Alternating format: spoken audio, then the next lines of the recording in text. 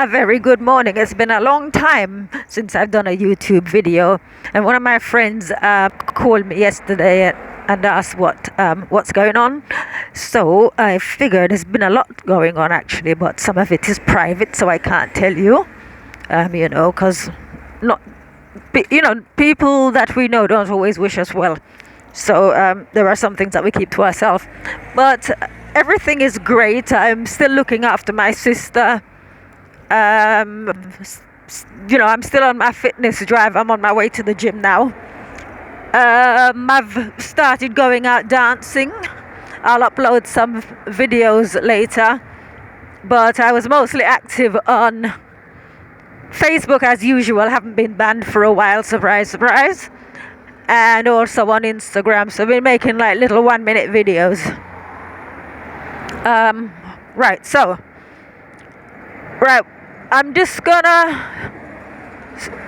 gonna talk about last night, about energy. So I went out dancing last night and it was horrible.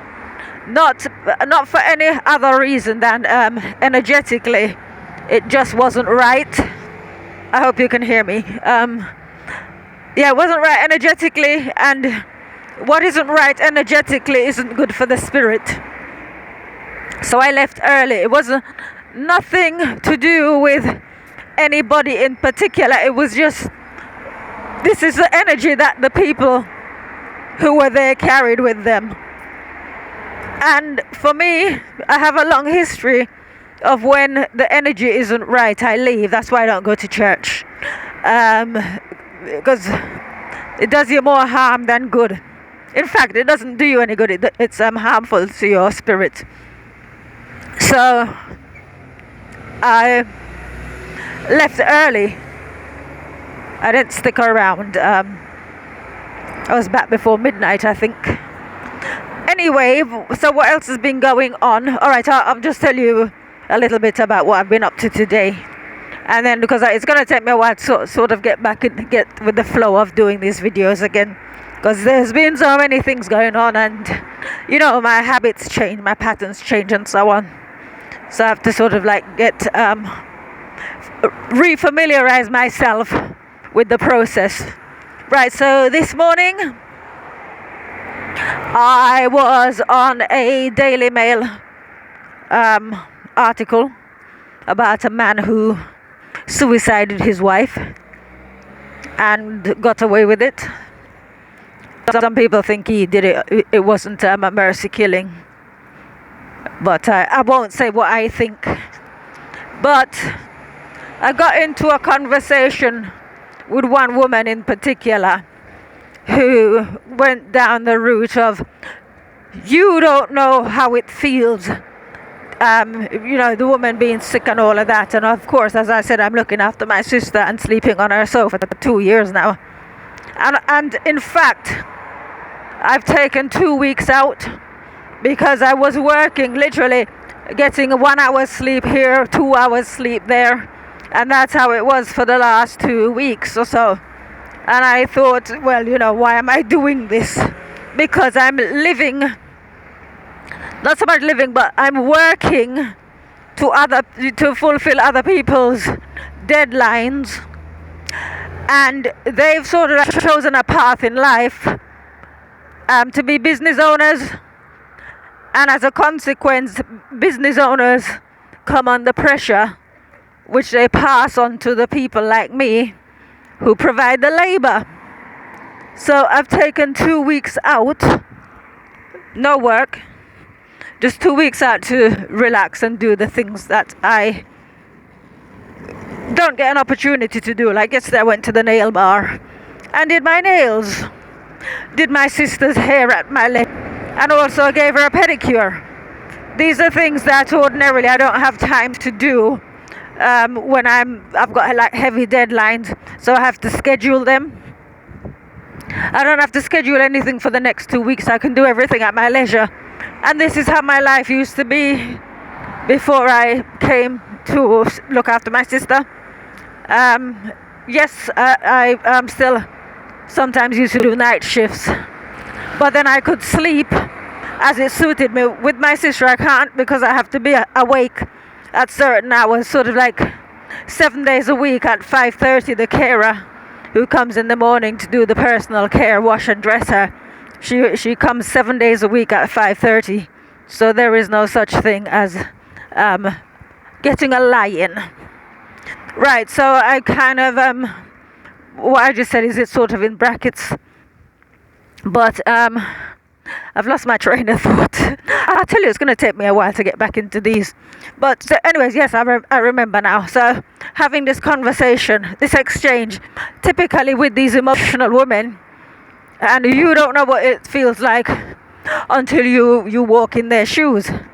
And so I introduced the fact that I'm looking after my sister who has a neurological disorder which is supposed to be terminal.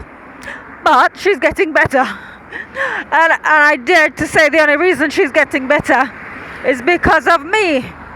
Because I believe in life, not in death. Right? And so this thing went on back and forth. And so she introduced the idea that I must really love my sister. And I said, it's got nothing to do with love. She needed help. I help people. And it's like, she didn't like the way I answered that. It's like, oh, that's a kind of ho-hum answer. And then she tried to rush away to say she's going to spend time with her family, who she loves. And they always do that. They always do that. They come from a position of emotion and weakness. And then you show them that, look, this is what I'm dealing with. And not just that, I'm also working. I'm not just looking after her. I'm also working. And I wasn't just looking after her. I was financially supporting her. One moment. I was financially supporting her because there was a neurologist who suggested that she's entitled to benefits, and he looked into it and said she can get personal independence payment, PIP. It took 7 months to come through. In those 7 months, the money that she had coming in from her pension wasn't even enough to cover her rent. So it was me, my money that I was earning, paying. You see, and I'm not there, you can see. Do I look like somebody who's broken or emotionally distressed or something? No. And so it goes back to what I was saying about last night. It's like people have a different energy to mine. I'm not saying I'm better than them or anything. I'm just saying we're different. And I don't do life in the same way, as regards sickness. In the same way that other people do. Other people do it. So rather than sort of like getting to any sort of situation where I'm trying to not so much convert people to my way of thinking, I just express it. I say, this is what I do. I believe in life, not death. Right? And I said, like with this couple, because he killed her and then allegedly spent 12 hours trying to kill himself but didn't succeed. So I said, I come from a position of not being sympathetic in the same way I'm not sympathetic towards my sister because of the choices that they made. My sister put work first. I've always put I put God first, right? And therefore God looks after me. So anything at all that I'm failing to do, it's not because I'm slacking or I can't be bothered. It's a case that I don't know. And that is where God steps in. When you don't know, that's what He's there for. He's there to teach, guide you, inspire you. Like, for example, I'm just going to the gym now, and He reminded me to take my purse, which was in my other bag that I took out with me last night, and also my 2 processing caps that I use for my hair. I would have ended up leaving those behind because I put them to one side to dry yesterday. So He reminds me of things, and so it's sort of like with health. If because there was one woman saying, genetically things can happen, and try to tell me that I'm lucky. I'm sick of hearing that I'm lucky, the way I look. I've got a personal trainer. I train twice a week with him. And of late, I go to the pool. Even when I had those heavy deadlines, I was determined that I wasn't going to compromise my health. And so I would take a break in the afternoon. So I'd get up in the morning when the carer comes. That is to say, if I hadn't already been working through the night. I'd get up 5:30, and I'd work right through until it's time to get my sister up. And then I would leave at 1 to get to the pool by 1:30, or leave at 1:30 to get there by 2. Do my session and come back, because that's the first thing that you give up. And as I said, it's not I'm working to fulfill other people's goals and dreams. Business owners. And why would I want to do that at the risk of my own health? So I'm going to put their deadlines ahead of my health. So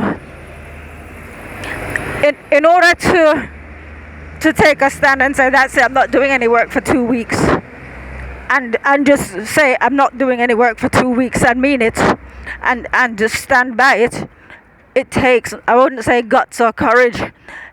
You need to be assertive.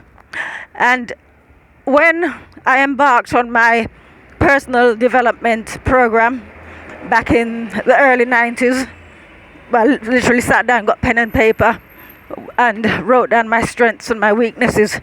One of my weaknesses was I was not as assertive as I needed to be. And I knew that there are 2 things you need in this life in order to be able to follow God or to live the right way. You need discipline and you need assertiveness. Right? So it's a discipline that's keeping me going with my sister. Right? Because it's still just the 2 of us. Right? It's a discipline where I can sort of like work out what I need to do and do it.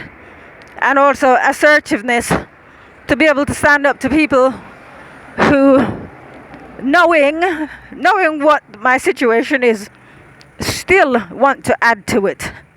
Right? So that's that's sort of like the conversation that was going on today. It's like, actually, this is my situation, and I would love to see somebody come and spend 48 hours I say 48 hours just to see how they get on. 24 hours wouldn't be enough. It's 2 nights of sleeplessness to see how they get on, and then they can come and talk to me. But it's very quick to jump to this, this conclusion of you're judging and you don't know what it's like. Right? You don't need to know what something is like to, you know what I mean? You don't have to be sick to know that you need to sort of like take care of your health. You don't have to get to that point, which is the point my sister got to. Right? I've said many times in videos on here that I told her not to go back to work, and she went back with the idea that she wasn't going to get any worse. But how did she know? Did she have a conversation with God on that one? Right? So, so as I said, I remind her of that from time to time because she needs reminding. In hindsight, she wouldn't have gone back to work. So it's like I took the decision last night. I'm never going back to this place dancing. Maybe next week the energy might be different, but I don't sort of give things a second chance. If the thing affects my spirit, I don't go back. I leave. I flee. So that's it. So now I'm walking to the gym because this is part of my exercise. I'm walking for fitness. So we will, estimated arrival time is about 9:45, and I'll spend about 45 minutes in the pool doing my stretching and strengthening exercises, because the joke is they tell us, I'm 56 as you know, and they tell us that as we get older we deteriorate. Well, I've never been fitter, stronger and fitter than I've ever been, even to the point where I said, I think I said it a while back in one of the videos, that I couldn't do squats for my life. Not as a teenager, not as a 20-something, not ever. And since I've been doing these God-inspired exercises in the pool, I have no problems doing squats, no joint pain at all. No sort of like getting into the squat position and I say, that's as far as I can go. No problem. Right? So, bottom line, we make God the center of everything, and we stick to making him the center, not just sort of like dipping in and out as it is convenient or inconvenient to us. Then he will look after us. And that's all I have to tell you. So I'm going to leave this here, and hopefully I'm going to upload some of the videos from my nights out dancing, because that originally was what the channel was about. Was about sort of like my lifestyle of clinging to my youth, as some might perceive it. So I'm going to put some videos up later on when I get a chance. Alright, so guys, have a lovely day. Look after yourselves. And hope you've been enjoying the heat wave. I most certainly have. I made a pact with myself that as long as the sun was out, I would go out for at least an hour a day. But because I've been going to the gym, I sort of like kill all the birds with one stone. So by the time I'm coming back, the sun will be out, so I'll get my time in the sun today. I work it out that way. So, obviously, when it's very, very hot, I don't want to be out in it. But I try to. I mean, even on days when it's raining, I still go, because walking is part of my exercise program. So I still go walking even in the rain because it's still warm. All right. Anyway, you guys look after yourself. Take care. Bye bye.